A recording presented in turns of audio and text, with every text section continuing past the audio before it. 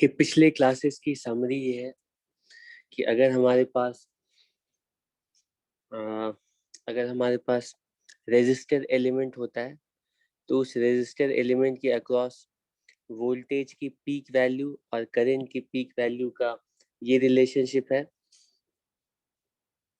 अगर हमारे पास capacitor element है तो वोल्टेज की पीक वैल्यू और करंट की पीक वैल्यू के बीच में कैपेसिटर एलिमेंट के अक्रॉस कुछ ऐसा रिलेशनशिप है। एंड सिमिलरली इंडक्टर एलिमेंट के अक्रॉस वोल्टेज और करंट के लिए कुछ ऐसा रिलेशनशिप आता है। ठीक है, इनसे हम रेजिस्टर कैपेसिटर इंडक्टर्स के अक्रॉस करंट या वोल्टेज की पीक वैल्यू बता सकते हैं। तो इनकी फेजेस कैसे कैसे होंगे, तो उसके लिए फेज रिलेशनशिप है। लेट अस अज्यूम वोल्टेज किसी भी डायरेक्शन में है। मैं मैं 0 डिग्री के अलोंग बना रहा हूँ, इसका मतलब ये नहीं है कि हमेशा वोल्टेज फेजर 0 डिग्री की तरफ ही रहेगा। वो वो तो टाइम के साथ ऐसे रोटेट करता जा रहा है ना, तो किसी भी टाइम में उसकी जो डायरेक्शन होगी वो अलग अलग होगी। ठीक है, तो मैं आसानी के लिए यूं बना रहा हूँ, तुम लोग चाहो तो कैसे भी बना सकते हो। और सेम रिलेशनशिप वोल्टेज और करंट फेजर के लिए आएंगे। तो current phasor sorry voltage phasor let us से, ठीक है, वोल्टेज फेजर लेट अस से अगर हमारे कैपेसिटर रेजिस्टर कैपेसिटर इंडक्टर के अक्रॉस कुछ इस तरह से है, तो इन एलिमेंट्स के अक्रॉस वोल्टेज इन एलिमेंट्स के अक्रॉस करंट फेजर्स कैसे होंगे वो हम ड्रॉ कर सकते हैं। ठीक, करंट फेजर्स कुछ इस तरह से होंगे। पता चलता है रेजिस्टर के अक्रॉस करंट और वोल्टेज सेम फेज में है। कैपेसिटर के अक्रॉस ये अगर याद नहीं रहता है तो इसके लिए तुम्हें बताया था, ये सिविल है, इससे तुम ये हमेशा पता लगा सकते हो कि उस पर्टिकुलर एलिमेंट के अक्रॉस करंट लीड करेगा या वोल्टेज लीड करेगा। कैपेसिटर में करंट लीड करता है, वोल्टेज लैग करता है, तो करंट कुछ ऐसे आएगा। ठीक है, यहाँ पे हम करंट फेजर को ऐसे दिखा रहे हैं। ठीक है, और इंडक्टर में वोल्टेज लीड करता है, करंट लैग करता है, तो इंडक्टर के लिए करंट और वोल्टेज फेजर्स कुछ ही होंगे और दोनों फेजर्स कंटिन्यूअसली ये सब रोटेट कर रहे हैं। ठीक है, तो अगर मान लो तुम वोल्टेज को कुछ यूं बनाते तो कोई प्रॉब्लम नहीं है, बस तुम्हें करंट ऐसे बनाना पड़ता उस इंस्टेंट पे। इसके साथ साथ पिछली क्लास में ये भी बताया था कि रिएक्टेंसेस की वैल्यू, ठीक है, वो इन एलिमेंट्स के साथ साथ फ्रीक्वेंसी पर भी डिपेंड करती है। ठीक है, रिएक्टेंसेस की वैल्यू फ्रीक्वेंसी पर भी डिपेंड करती है। वो वैल्यू आ रही है 1/ओमेगा c, एक्सएल की वैल्यू आ रही है ओमेगा एल की। ठीक है, और इनका ग्राफ्स भी बताया था कि फ्रीक्वेंसी के साथ रिएक्टेंसेस की वैल्यू कैसे कैसे वैरी करती हैं। रेजिस्टेंस की वैल्यू तो हमेशा फिक्स रहती है। ठीक है, रेजिस्टेंस की वैल्यू तो हमेशा फिक्स रहती है, तो रेजिस्टेंस का ग्राफ तो कुछ ऐसा हो सकता है। ठीक है, ये रेजिस्टेंस है। ठीक है, और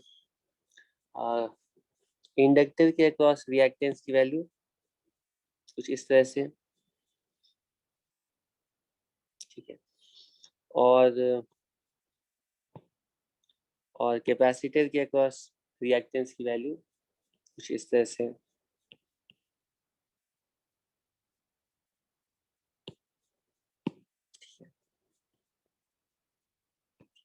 ये रिएक्टेंसेस वर्सेस फ्रीक्वेंसी है।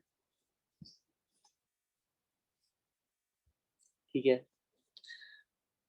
जीरो फ्रीक्वेंसी पर मतलब डीसी सोर्स के लिए इंडक्टर बिहेव करता है short circuit, capacitor open circuit की तरह। और वेरी हाई फ्रीक्वेंसी पर वेरी हाई फ्रीक्वेंसी पर कैपेसिटर बिहेव करता है शॉर्ट सर्किट की तरह, इंडक्टर बिहेव करता है ओपन सर्किट की तरह। हाई फ्रीक्वेंसी पर इंडक्टर अपने अक्रॉस करंट को पास करने नहीं देता है, ठीक है। किसी भी पर्टिकुलर फ्रीक्वेंसी पर ये वैल्यूज एक्चुअली ऑसिलेट कर रही हैं, और हम यहाँ पे एक्सएल एक्सी को देख करके करंट की पीक वैल्यू की बात कर रहे हैं, ठीक है। ठीक है, तो इतनी नॉलेज की बेसिस पर हमने एक सीरीज एलसीआर सर्किट सॉल्व किया था, और सीरीज एलसीआर सर्किट सॉल्व करने के बाद जो रिजल्ट आया था वो मैं यहाँ पर लिख देता हूँ। सीरीज एलसीआर सर्किट सॉल्व करने के बाद जो रिजल्ट आया था उसको फिर से हमें, ठीक है, लिखने की जरूरत नहीं, इसी को कॉपी कर लेते हैं। बस हमें डेरिवेशन नहीं, रिजल्ट्स चाहिए।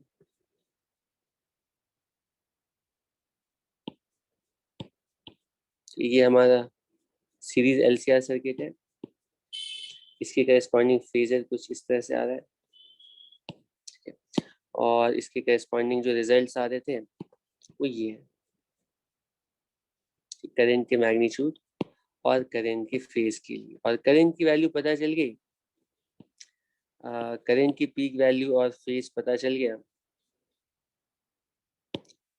तो बाकी चीजें भी हम, मतलब किसी भी जनरल टी टाइम पे करंट की वैल्यू क्या होगी बता सकते हैं, और किसी भी जनरल टी टाइम पे हम बाकी सारी चीजें भी बता सकते हैं, ठीक है। तो एक तरीका है कि एलसीआर सर्किट को सॉल्व करने के लिए तुम्हें ये रिजल्ट्स याद रखते हैं। दूसरा तरीका है कि हम इम्पीडेंस ट्रायंगल को अगर प्रॉपरली देखते हैं, तो इम्पीडेंस ट्रायंगल एक्चुअली है क्या एलसीआर सर्किट में। तो मैं कह रहा हूँ ये सब याद, ये सब नहीं बनाना है तुम्हें, ठीक है, सिर्फ ये रिजल्ट्स याद रखने हैं, ये दोनों रिजल्ट यूज करके तुम हर क्वेश्चन को सॉल्व कर लोगे, ठीक है। लेकिन ठीक है, हम इतना भी याद नहीं रखना चाहते, तो मैं कह रहा हूँ कि तुम ऐसा भी कर सकते हो, किसी भी जनरल एलसीआर सर्किट इसलिए दे रहे हैं कि कोई भी सीरीज सर्किट जो होगा ना वो most general form LCR circuit के फॉर्म में होगा, ठीक है। तो अगर मान लो हमारे पास कोई आरसी सर्किट है, वो स्पेशल केस होगा एलसीआर सर्किट का, ठीक, या फिर एल आरएल सर्किट है, वो स्पेशल केस होगा एलसीआर सर्किट का, ठीक है। ओके, तो ये जो वैल्यूज है ना, इन सारे फेजर्स को अगर हम और ज्यादा क्लोजली देखते हैं, तो तुम देख सकते हो कि यहाँ पे जो, एक मिनट में इन रिलेशनशिप्स को यहाँ पर लिख देता हूँ। तो जिस तरह से हमने ये जो सिंगल एलिमेंट एसी सर्किट है ना, उनको हमने सिंप्लीफाई कर लिया है, उनको सॉल्व करना हमारे लिए बहुत आसान काम है। हम डायरेक्टली अगर सिंगल एलिमेंट सर्किट है तो directly peak value Ohm's law से बताएंगे, फेजर डायग्राम से बताएंगे, ठीक है।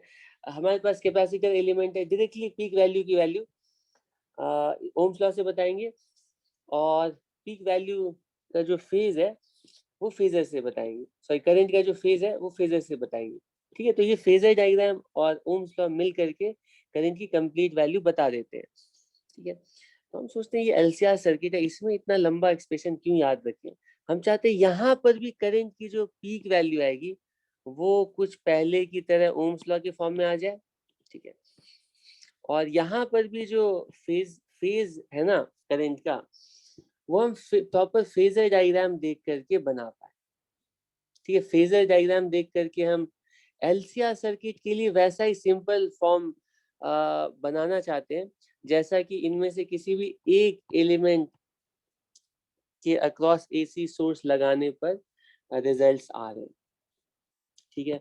ये जो रिजल्ट्स है ना, इनको मैं सिंप्लीफाई करता हूँ।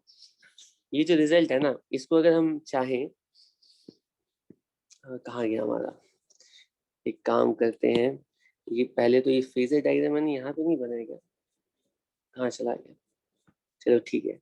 ये जो फेजर डायग्राम है इसको हम एक बार, ठीक है, फिर से यहाँ पर लाते हैं, कॉपी, ये हमारा फेजर डायग्राम हो गया, और पीक वैल्यूज, पीक वोल्टेज और पीक करंट, मतलब पीक करंट के लिए जो रिलेशनशिप है है हमारे पास, वो लिखते ही हूँ इस तरह से। ठीक है, ठीक है, वो फेज वाली इक्वेशन नहीं लिख रहा हूँ, क्योंकि वो तो यहाँ से इस डायग्राम से निकाल सकते हैं। ठीक है, तो तुम थोड़ा केयरफुली देखना, ये जो रिलेशनशिप है ना, इसको हम लिखते हैं, ये जो नीचे वाला टर्म है ना, ये इसको अगर V naught equals I naught के टर्म्स में लिखेंगे, ये V naught equals I naught times ये कंप्लीट एक्सप्रेशन अंडर रूट वाला, ये एक्सप्रेशन क्या है, R square plus X L minus X C का होल स्क्वायर, और एक्सएल एक्सी तुम्हें पता है ओमेगा एल 1/ओमेगा सी के इक्वल है। तो वी नॉट की वैल्यू जो आ रही है वो आई नॉट टाइम्स,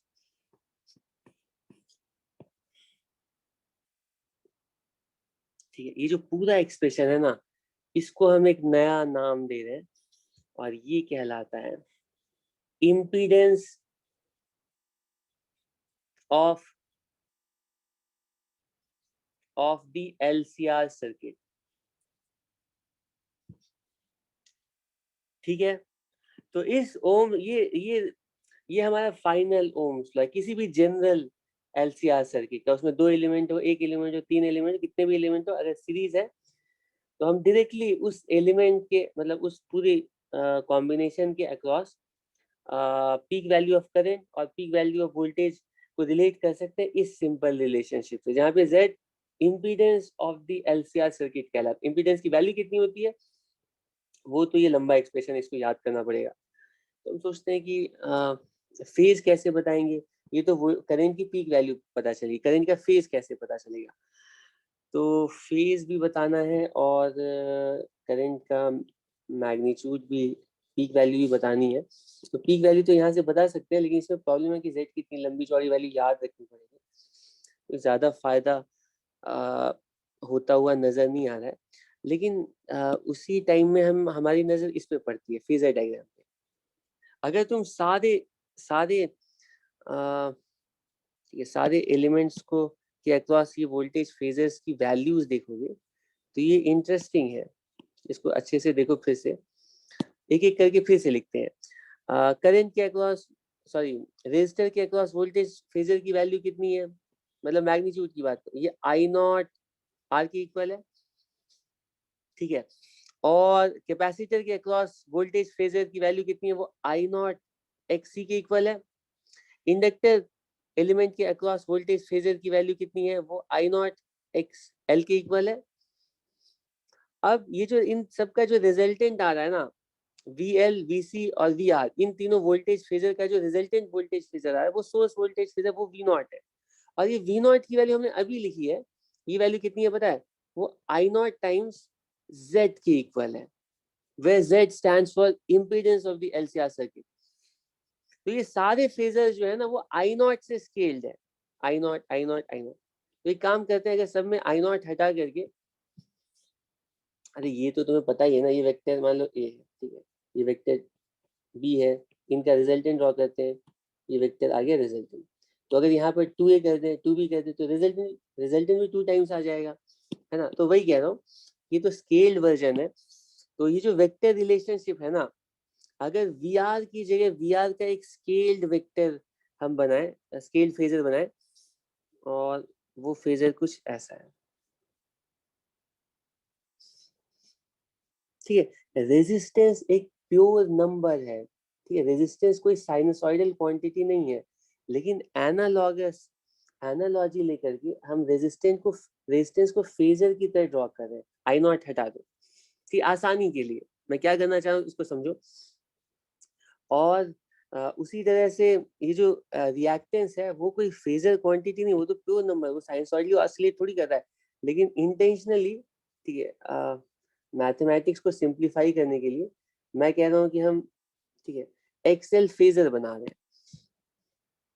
ठीक है, ये वाला जो वेक्टर है ना उसकी लेंथ है एक्सेल की इक्वल, ठीक है, और उसी तरह से कैपेसिटर की जो रिएक्टेंस है, कैपेसिटर के अक्रॉस जो रिएक्टेंस है वो भी कोई फेजर, सॉरी, साइनसॉइडल क्वांटिटी नहीं है, लेकिन हम इंटेंशनली एनालॉजी के लिए, ठीक है, हम कैपेसिटिव रिएक्टेंस को भी फेजर की तरह ड्रॉ करते हैं। और इन तीनों का बोलते हैं कि रिजल्टेंट ड्रॉ करो। एक्सएल और एक्ससी का रिजल्टेंट किधर आएगा, कुछ ऐसे आएगा। तो तुम्हें लग रहा होगा कि ये क्या कर रहे हैं, लेकिन अभी समझ में आ जाएगा। ये एक्सएल और एक्ससी का जो रिजल्टेंट है ना, एक्सएल माइनस एक्ससी होगा अगर एक्सएल बड़ा है, वरना एक्ससी बड़ा होगा तो उसको नीचे करना पड़ेगा, एक ही बात है। और इनका रिजल्टेंट हम ड्रॉ करते हैं, और इनका जो रिजल्टेंट आ रहा है ना, ये और कुछ नहीं है, ये कहलाता है इम्पीडेंस फेजर। तो ये सब फेजर क्वांटिटीज नहीं है, इसको दिमाग से हटा दो, ये सब नंबर्स है। लेकिन हम ये इंटेंशनली रेजिस्टर को और रिएक्टेंस को फेजर की तरह ड्रॉ करके उनका रिजल्टेंट निकालते हैं, और इस ट्राइंगल को कहते हैं इम्पीडेंस ट्राइंगल।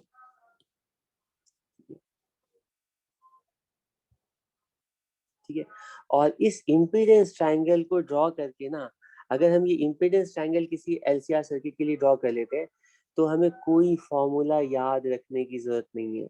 कि फिर से सुनो, ये सब रिजल्ट भी याद रखने की जरूरत है, सिर्फ इम्पीडेंस ट्राइंगल को देख करके हम सारी चीजें बता सकते हैं। मतलब हमें मैग्नीट्यूड के लिए ये रिजल्ट और डायरेक्शन के लिए इम्पीडेंस ट्राइंगल, हम सारी चीजें बता सकते हैं। तो इम्पीडेंस ट्राइंगल से तुम्हें दो चीजें पता चलती है, एक तो Z की वैल्यू कितनी होगी वो तुम निकाल सकते हो, कोई भी एलसीआर सर्किट होगा ना। अब हमारा फाइनल अप्रोच होगा किसी भी एलसीआर सर्किट को सॉल्व करने का, डायरेक्टली ये इम्पीडेंस ट्राइंगल ड्रॉ करेंगे। ठीक है, और इम्पीडेंस ट्राइंगल ड्रॉ करने के बाद इम्पीडेंस की वैल्यू पता चल जाएगी, तो इम्पीडेंस की का जो मैग्नीट्यूड आएगा ना, उससे पता चलेगा कि एलसीआर सर्किट में करंट का मैग्नीट्यूड कितना है, आई नॉट की वैल्यू पता चलेगी। ठीक है, और इम्पीडेंस की जो डायरेक्शन आएगी, कि इससे पता चलेगा कि हमारे सर्किट में वोल्टेज करंट से कितने एंगल से लीड कर रहा है। अब यहाँ पे कंफ्यूजन होता है, यहाँ पे तुम लोग भूल जाते हो, तो तुम्हें याद रखना है कि जब भी हम इम्पीडेंस ट्रायंगल ड्रॉ करते हैं, तो ये इंडिकेट करता है वोल्टेज फेजर को, कि Z की जो डायरेक्शन है वोल्टेज के अलॉन्ग होती है, और R की जो डायरेक्शन है, ठीक है, R की जो डायरेक्शन है वो करंट की डायरेक्शन है। ठीक है, तो अगर इम्पीडेंस फेजर रेजिस्टेंस फेजर से ऊपर आ रहा है, इसको फेजर कहना भी सही नहीं है, लेकिन एनालॉजी लेकर के हम बोल रहे हैं, अगर रेजिस्टेंस से ऊपर आ रहा है तो हम बोलेंगे कि वोल्टेज लीड कर रहा है करंट से। अगर इम्पीडेंस फेजर रेजिस्टेंस से नीचे आ रहा है तो हम बोलेंगे कि करंट लीड कर रहा है वोल्टेज, कितने एंगल से, तो वो इसी ट्राइंगल से पता चल जाएगा। ठीक है, तो इस ट्राइंगल को मतलब तुम्हें एक्सएल, एक्ससी और आर की वैल्यू बस चाहिए, ये तीनों वैल्यू पता है, इम्पीडेंस ट्राइंगल फॉर्मूला ड्रॉ करो, और इम्पीडेंस ट्राइंगल देख करके तुम्हें इम्पीडेंस का मैग्नीट्यूड पता चल जाएगा, तो करंट की पीक वैल्यू पता चल गई, और इम्पीडेंस की डायरेक्शन पता चलेगी तो करंट का फेज भी पता चल गया। यही हमारी फाइनल वर्किंग स्ट्रेटेजी किसी भी एलसीआर सर्किट को सॉल्व करने के लिए। ठीक है, 2 मिनट में सॉल्व करके हर सर्किट को, पहले हमें ये इम्पीडेंस ट्राइंगल बनाना आना चाहिए, और जैसे इम्पीडेंस ट्राइंगल बनाएंगे तो हमें इमीडिएटली करंट का मैग्नीट्यूड, करंट का फेज पता चलेगा, और करंट के बारे में पता चल गया तो हमें ये भी पता चल जाएगा कि बाकी एलिमेंट्स के अक्रॉस वोल्टेज फेजर, वोल्टेजेस की वैल्यू किसी भी टी टाइम में कितनी कितनी है, सब कुछ पता लगा सकते हैं। ठीक है, तो एक सर्किट सॉल्व कर लेते हैं जल्दी से। अब इसी सर्किट भी तुम सॉल्व कर सकते हो। ठीक है, एग्जाम्पल ले लेते हैं जल्दी से। हमारे पास ये क्वेश्चन है, कॉपी करके रखा था लेकिन वो अभी तक यहाँ पर अपलोड नहीं हुआ है, तो मुझे लिखना पड़ेगा। ठीक है, तो हमें कहा गया है कि हमारे पास एक सीरीज सर्किट है जिसमें कि रेजिस्टेंस की वैल्यू, इंडक्टेंस की वैल्यू और कैपेसिटेंस की वैल्यू गिवन है। ठीक है, जो भी वैल्यूज गिवन है मैं यहाँ पे लिखता जाता हूँ। इसमें रेजिस्टेंस की वैल्यू गिवन है 300 ओम, इसको तुम्हें सॉल्व करना है जल्दी, और इंडक्टेंस की वैल्यू है 60 मिली हेनरी, कैपेसिटेंस की वैल्यू है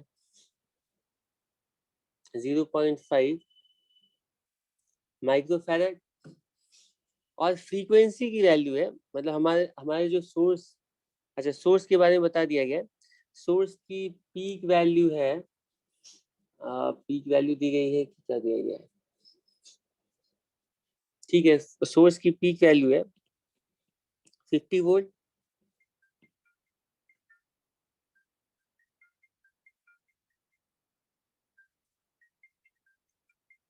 ठीक है,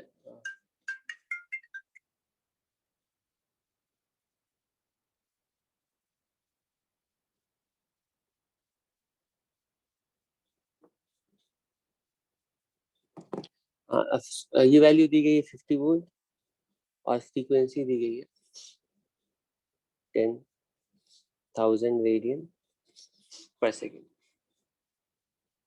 ठीक है, क्वेश्चन में क्या कहा गया है?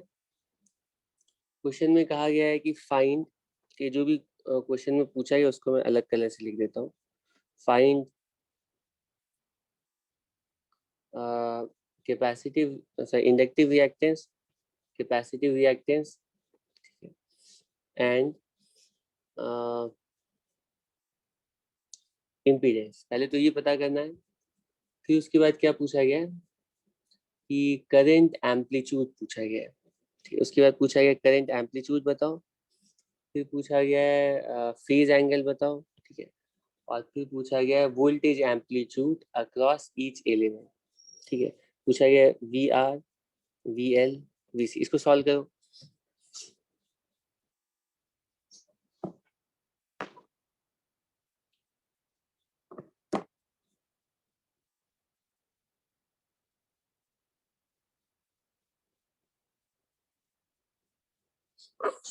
कोई प्रॉब्लम नहीं है, एलसीआर सर्किट है।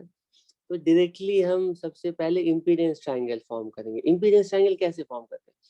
तो इम्पीडेंस ट्रायंगल के लिए हमेशा हमेशा हम रेजिस्टेंस को, ठीक है, रेजिस्टेंस फेजर को यूं ड्रॉ करते हैं इस तरह से।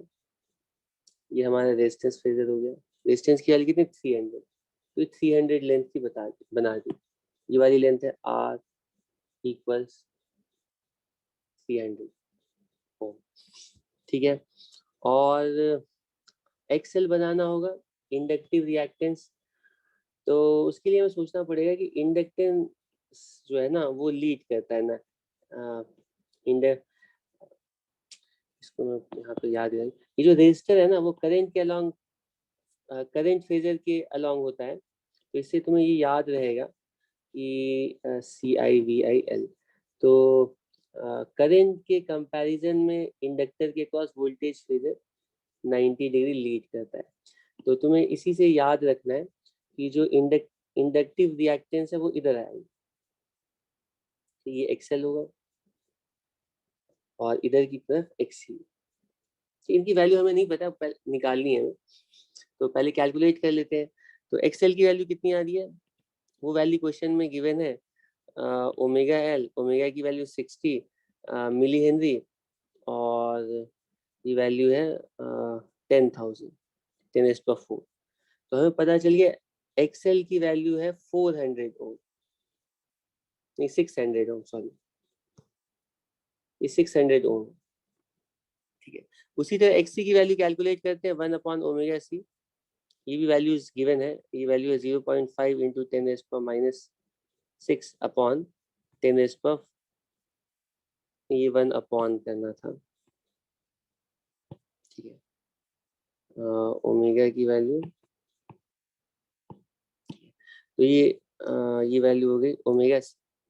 ये वैल्यू कैलकुलेट करते हैं, इसको चेक करो, ये 200 ओम की इक्वल आ रही है वैल्यू। ये वैल्यू आ रही है 600 ओम। ठीक है, तो इनका जो डिफरेंस लेंगे ना हम, वो 400 ओम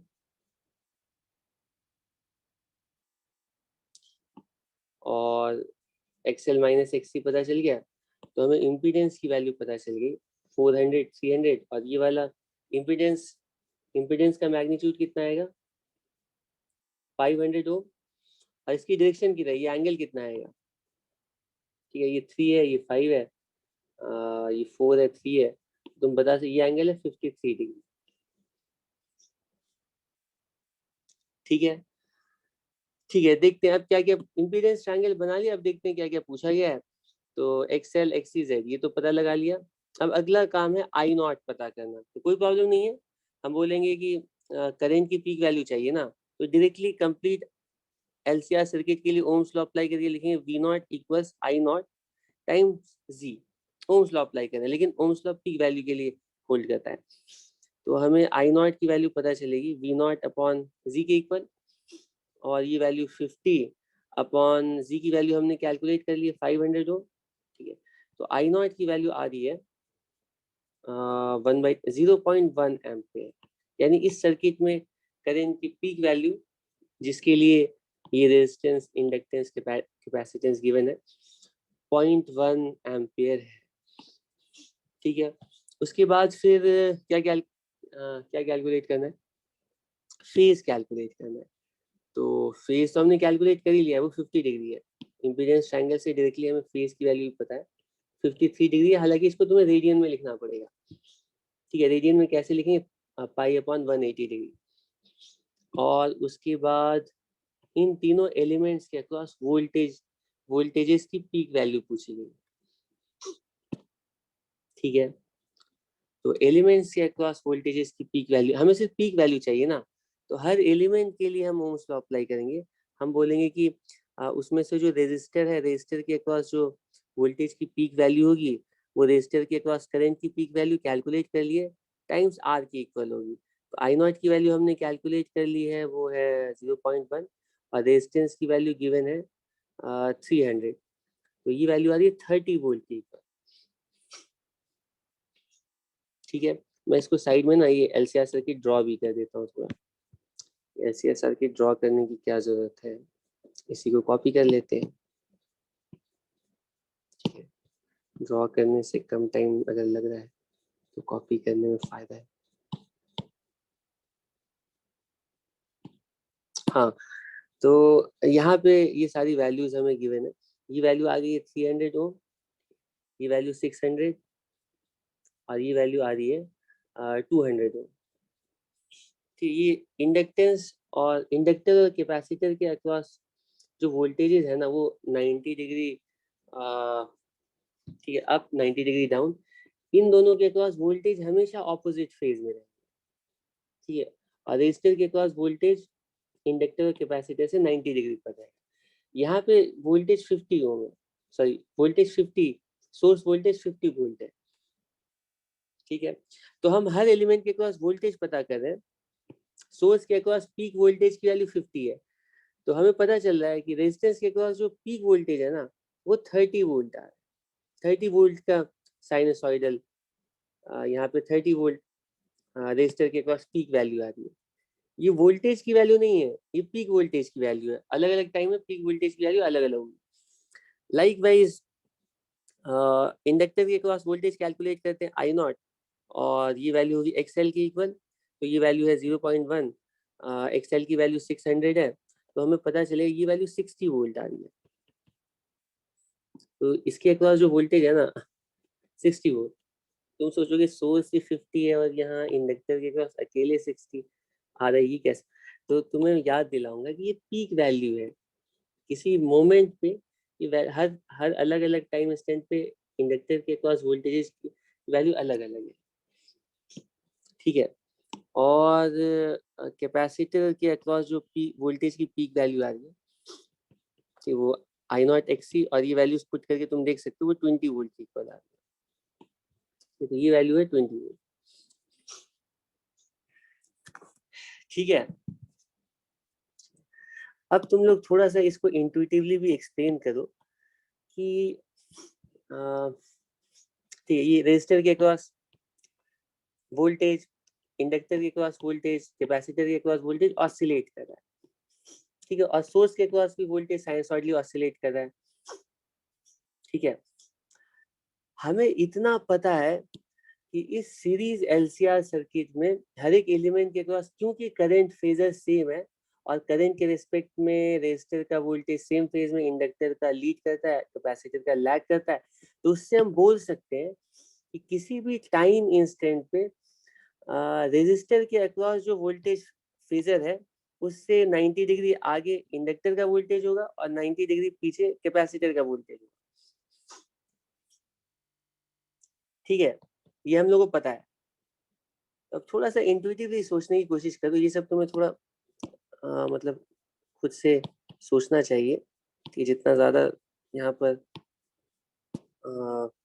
ये तुम कोशिश करोगे समझने का, उतनी ज्यादा अंडरस्टैंडिंग होगी एसी सर्किट्स की। एनीवे, मैं तुझे एक क्वेश्चन पूछता हूँ। लेट अस इमेजिन, हम कोई ऐसा टाइम इंस्टेंट इमेजिन करते हैं जिस टाइम पे रेजिस्टर का जो वोल्टेज फेजर है वो जीरो फेज पर है। ठीक है, रेजिस्टर के अक्रॉस जो वोल्टेज फेजर है वो जीरो फेज पे है। ठीक है, तुम लोग सोचो, मैं एक सेकेंड, मुझे टाइम दो।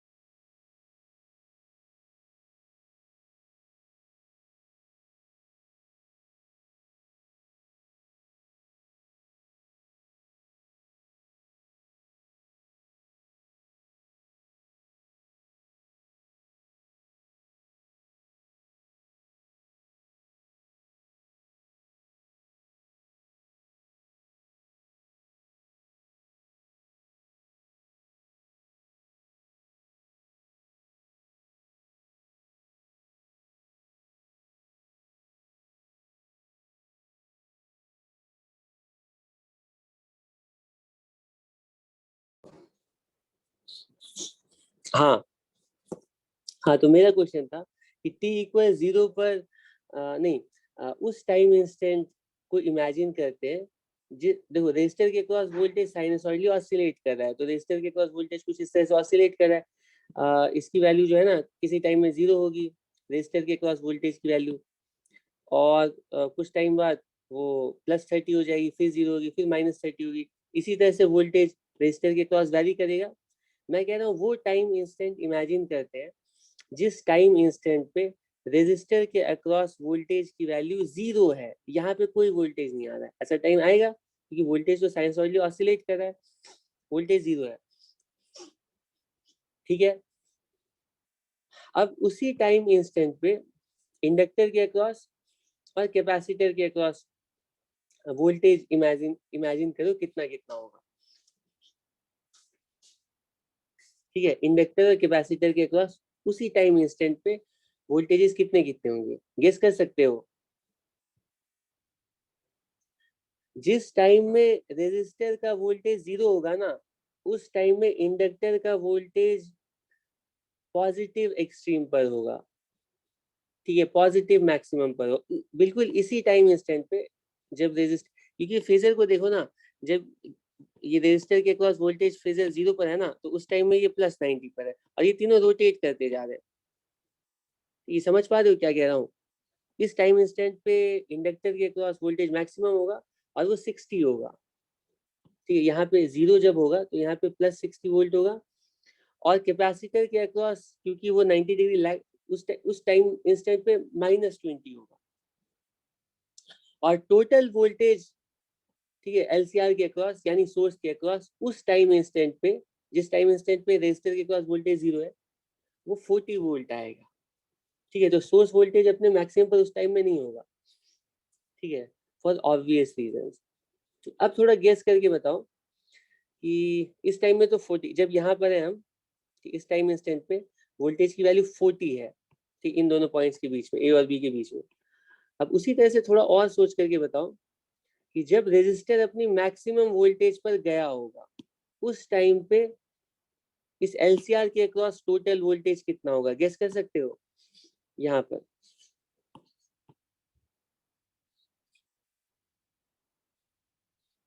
बताओ, गेस करो।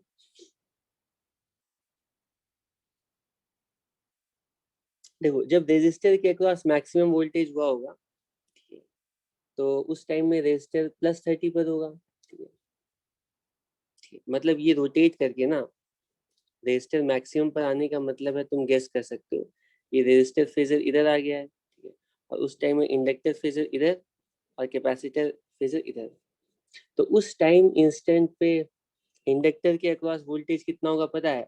इंडक्टर 180 डिग्री पर चला गया, यानी कि वो फिर से मीन पोजीशन पर आ गया, ये 0 होगा।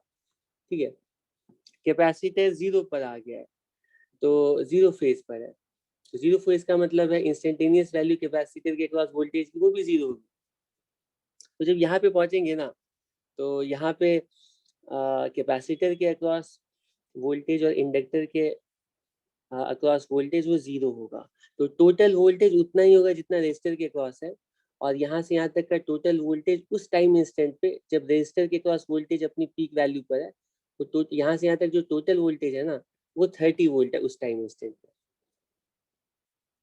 ठीक है, तो इनके लिए तुम चाहो तो ग्राफ्स भी ड्रॉ कर सकते हो अलग अलग, वो तुम्हें समझ में आ जाएगा ग्राफ्स देख करके कि अगर रेजिस्टर के अक्रॉस वोल्टेज फेजर कुछ ऐसा है, सॉरी, रेजिस्टर के अक्रॉस अगर वोल्टेज की वैल्यू इस तरह से ऑसिलेट कर रही है, तो कैपेसिटर के अक्रॉस जो वोल्टेज की वैल्यू है ना, वो कुछ इससे 90 डिग्री कैपेसिटर के अक्रॉस नहीं, इंडक्टर के अक्रॉस 90 डिग्री आगे रहेगी, तो वो कुछ ऐसे है 60 डिग्री। तो मैं थोड़ा कोशिश करता हूँ ड्रॉ करने की।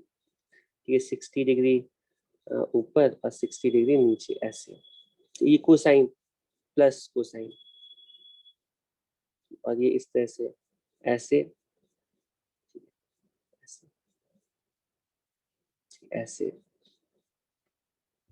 ठीक है, ये कैपेसिटर के क्रॉस वोल्टेज में बहुत ही रफ डायग्राम बना रहा हूँ। ठीक है, अलग से प्रॉपर डायग्राम में कभी डिस्कस कर लेंगे। और कैपेसिटर के क्रॉस जो वोल्टेज है ना, वो ऐसे वैरी कर रहा है, 90 डिग्री पीछे है कुछ इस तरह से। ठीक है, ये डायग्राम बहुत अच्छा होना चाहिए, लेकिन चलो अभी ऐसे ही काम चलाते हैं। ये 200 है ना, 20 वोल्ट है इसके क्रॉस पीक, तो इसीलिए इसका एम्पलीट्यूड थोड़ा कम बना है। ये जो है ना, ये वाली वैल्यू ये 20 है, इसको थोड़ा अच्छे से देखो। ये जो वोल्टेज पीक है ये 20 है, और ये 30 है, और ये लास्ट ये 60 है।